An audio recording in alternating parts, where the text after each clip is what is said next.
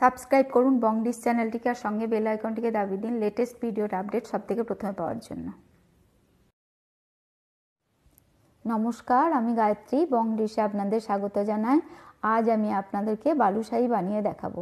এটি বাড়ির যে কোনো অনুষ্ঠানে বা অতিথি আপ্যায়নের জন্য খুবই আকর্ষণীয় একটা সুইট ডিশ। তো বালুশাহী বানানোর জন্য আমাদের যে যে উপকরণগুলি লাগছে, আমি প্রথমেই 2 কাপ ময়দা নিয়েছি, 1 টেবিল চামচ বেকিং পাউডার,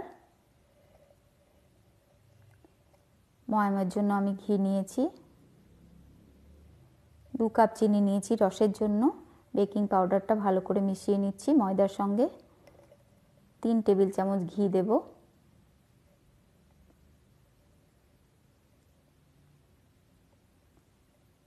ভালো করে ময়দার সঙ্গে মিশিয়ে নেব।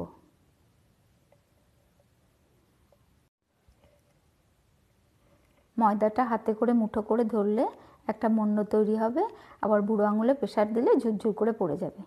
তখন জানতে হবে ময়দাটা বেশ ভালো ময়াম হয়েছে। এবার অল্প অল্প করে জল দিয়ে সুন্দর করে মেখে নিতে হবে, একটা শক্ত ডো তৈরি করতে হবে।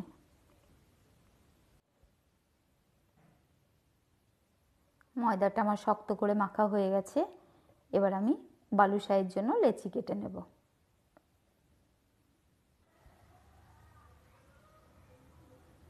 আমি 12টা লেচি কেটে নিয়েছি। এবার আমি হাতে করে একটু গোল করে নিয়ে আঙুলের সাহায্যে মাঝখান থেকে চাপ দিয়ে একটা ছিদ্র বানিয়ে নেব। তাহলে এগুলি বালুশাহীর আকারে চলে আসবে। এর ফলে ভাজাটাও ভালো হবে এবং রসও ভালোভাবে ঢুকবে। এইভাবে আমি সমস্ত লেচিগুলি থেকে বালুশাহীর আকারে বানিয়ে নেব। সব বালুশাহীগুলো আমার তৈরি হয়ে গেছে।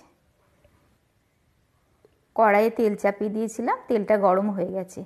লো টু মিডিয়ামের মধ্যে তেলটাকে রাখতে হবে।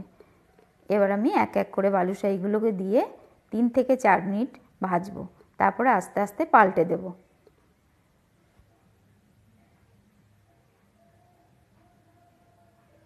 তিন মিনিট হয়ে গেছে, আমি এবার আস্তে আস্তে পাল্টে দেব। এইভাবে আমি উল্টে পাল্টে 5 থেকে 6 মিনিট পর্যন্ত ভাজবো।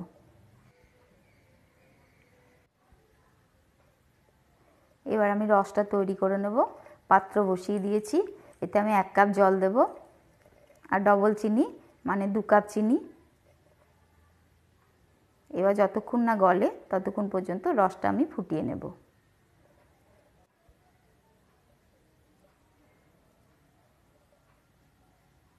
চিনিগুলো গলে গেছে। এবার আমি একটু চেক করে নিই। এটা 1 বা 2 তারের রস হবে না, একটু মধুর মতন চ্যাটচেটে হতে হবে। হয়ে গেছে। বালুশাহীগুলো গোল্ডেন ব্রাউন করে ভাজা হয়ে গেছে। এবার আমি একে একে প্লেটের মধ্যে তুলে নেব। এইভাবে আমি সমস্ত বালুশাহীগুলোকে ভেজে নেব। ফ্রাই করা বালুশাহীগুলোকে রসের মধ্যে দিয়ে দিতে হবে। এগুলি গরম অবস্থাতেই দিয়ে দিতে হবে। কমপক্ষে 6 ঘন্টা রসের মধ্যে রাখতে হবে, তাহলে বালুশাহীগুলোর ভেতরে ভালোভাবে রস ঢুকে যাবে। আমার বালুশাহী খাওয়ার জন্য তৈরি।